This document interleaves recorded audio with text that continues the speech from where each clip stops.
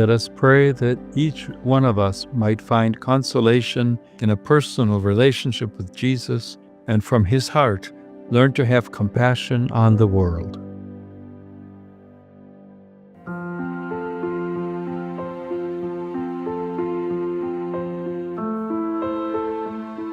Lord, I come to your tender heart today, to you who have words that set my heart ablaze, to you who pour out compassion on the little ones and the poor, on those who suffer, and on all human miseries. I desire to know you more, to contemplate you in the gospel, to be with you and learn from you, and from the charity with which you allowed yourself to be touched by all forms of poverty.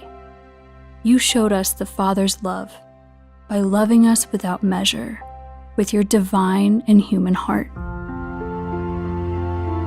Grant all your children the grace of encountering you. Change, shape, and transform our plans so that we seek only you in every circumstance, in prayer, in work, in encounters, and in our daily routine.